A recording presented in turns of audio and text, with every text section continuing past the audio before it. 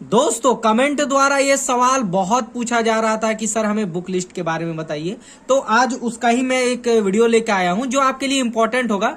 और देखिए, जब आप सवाल पूछते हैं कमेंट में तब उसका जवाब भी मैं देने का कोशिश करता हूं, ठीक है, बारी बारी सबका जवाब देता हूं। और यदि आप यूपीएससी की तैयारी कर रहे हैं तो ये आपके लिए बहुत इंपॉर्टेंट हो जाता है जानना, ठीक है। क्योंकि देखिए, इस वीडियो में आपको मैं बताऊंगा कि आपके यदि हिस्ट्री ऑप्शनल है या ये जीएस पेपर 1 के भी जो है हम नजरिए से देखें तो बहुत इंपॉर्टेंट हो जाता है, ठीक है। और कहीं ना कहीं प्री एग्जाम से भी देखा जाए तो बहुत इंपॉर्टेंट हो जाता है हिस्ट्री, ठीक है।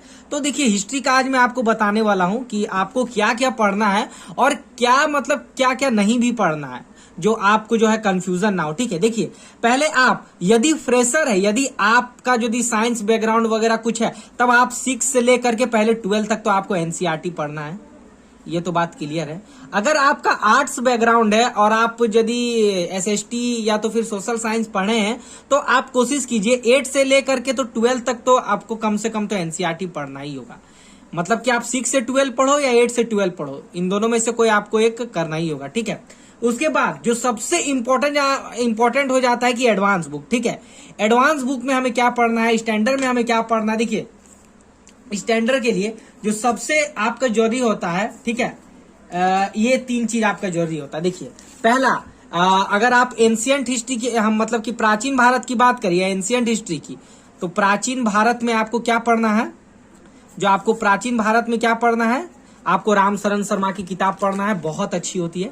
देखिए, इसको एक बार नहीं, एक कहते हैं ना कि अब इसको पढ़ने के बाद आप सोचोगे कि अलग से प्राचीन पढ़े, नहीं, इसको पढ़ लेंगे तो पढ़ने की और जरूरत नहीं है। इसको पढ़िए और बार बार कम से कम इसको रिवीजन कीजिए, कम से कम 10 से 8 बार इसको रिवीजन कीजिए, ठीक है। ये हो गया, एक हो गया, ठीक है।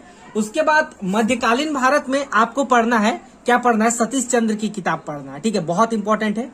क्योंकि देखिए, ये सब ऐसी किताबें, ये सब जो है टॉपर्स द्वारा भी और बड़े बड़े जो विद्वान होते हैं जिन्होंने यूपीएससी क्रैक भी किया, उनके द्वारा भी सजेस्ट किया जाता है।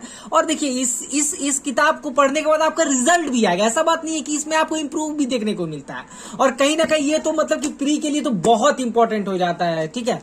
ये हो गया, मध्यकालीन भारत में आपको ये पढ़ना है, सतीश चंद्र की किताब। उसके बाद जो बहुत इंपॉर्टेंट है आपके लिए, स्पेक्ट्रम, क्योंकि आधुनिक भारत इतिहास से अगर हम देखें कैंडिडेट्स, तो कम से कम तो मुझे लगता है कि हिस्ट्री में तो मुझे लगता है कि मेंस में भी देखा जाए और प्री में तो मुझे लगता है 45% वेटेज तो आधुनिक भारत का रहता है, ठीक है। तो बहुत अच्छा है, आधुनिक भारत को पढ़िए, स्पेक्ट्रम का आ जाएगा, ठीक है। और बार बार रिविजन कीजिए, एक बार पढ़ने के बाद जो है किसी का दिमाग में रहता नहीं है और रटने से याद भी नहीं होता, आपको धीरे धीरे 10-12 बार पढ़ेंगे ना तो ऑटोमेटिकली याद हो जाए। क्योंकि देखो भाई, हम भी जानते हैं, आप भी जानते हैं कि बहुत कठिन एग्जाम है, तो तैयारी भी तो आपको करना होगा। उसके बाद जो हम कुछ यूनिक चीज, मतलब कि कुछ और एडवांस बुक की बात करें तो गाइज, आप देखो, आप जो इग्नू के होते हैं ना, आप जो इग्नू के होते हैं, आप इग्नू के जो है हिस्ट्री के मंगा लो, ठीक है। यदि, क्योंकि देखो, मैंने तो इग्नू से नहीं किया था, बट मेरे एक फ्रेंड था, मेरा एक दोस्त था, वो जो है इग्नू से ही जो है वो बैचलर डिग्री कर रहा था,